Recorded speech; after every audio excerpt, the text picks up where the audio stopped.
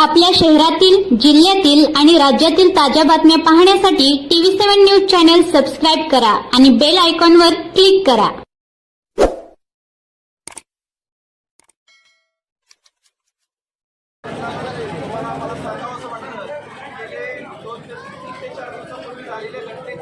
अतिशय दूर असताना अजितदादाची घटना घडल्यानंतर 3 दिवस झाल्यानंतर जड अंतकरणाने प्रचाराचा शुभारंभ करण्याची वेळ आमच्यावर आली.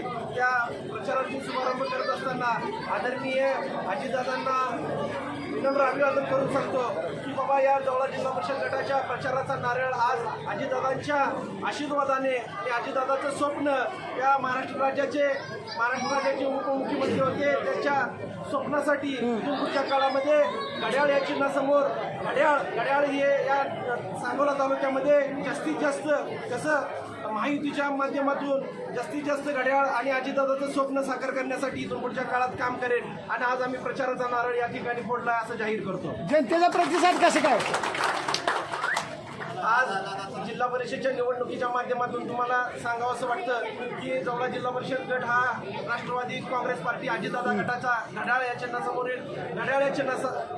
चिन्हासोबत अजितदादाच्या पक्षाच्या नावाखाली आम्ही जिल्हा परिषदेची निवडणूक करतोय आणि जवळा गणाच्या माध्यमातून महायुतीचे कमळ या चिन्हासमोरील कमळ चिन्हासमोर आणि वाडेगाव गणातून धनुष्यबाण अशा महायुतीचे सर्व उमेदवार या जवळा जिल्हा परिषद गटाचे उमेदवार म्हणून घोषित करून आम्ही आजपासून प्रचाराचा नारळ फोडून इथून पुढच्या काळात महायुती कशी या तालुक्यात वाढेल हे बघण्यासाठी आज जिल्हा परिषदेच्या माध्यमातून जिल्हा परिषद निवडणुकीच्या माध्यमातून तुम्हाला सांगतो. विरोधकाला काय आव्हान वाटतंय का?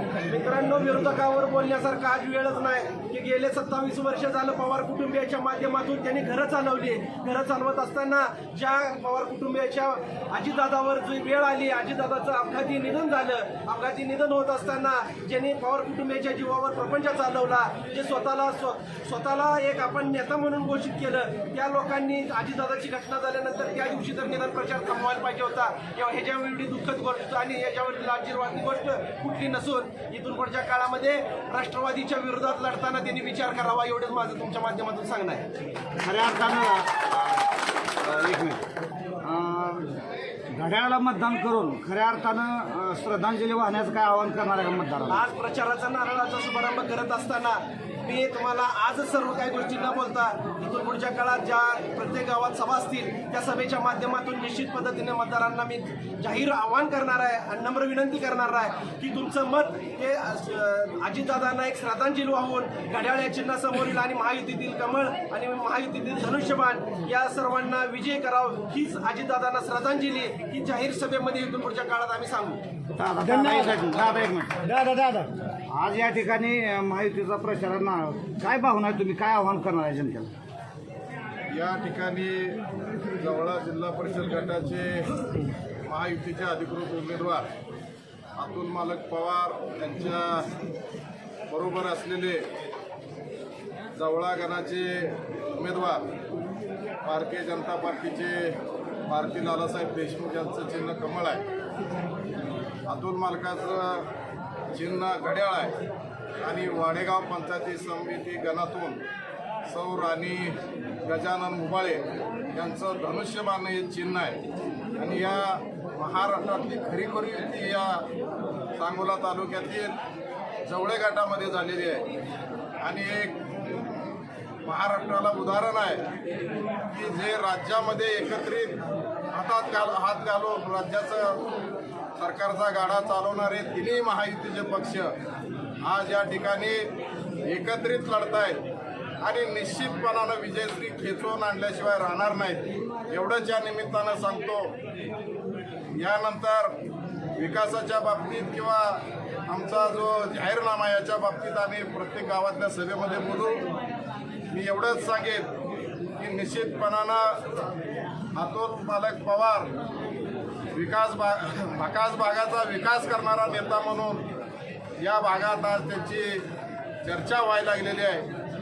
त्यांनाही मी या ठिकाणी शुभेच्छा देतो आणि या निवडणुकीच्या निमित्तानं आज प्रचाराचा नारळ फोडलेला आहे की आत्ताच अतुल मालकांनी सांगितलं गेल्या 2-4 दिवसामध्ये दुःखद घटना अचानक घडली. अजितदादा आपल्यातून कधी परत येण्याच्या वाटेवरून निघून गेले आणि आपल्या सांगोला तालुक्यालाच नाही तर संपूर्ण महाराष्ट्राला एक हादरा बसला आणि या ठिकाणी 2 दिवस प्रचाराचा नारळ पुढे गेला.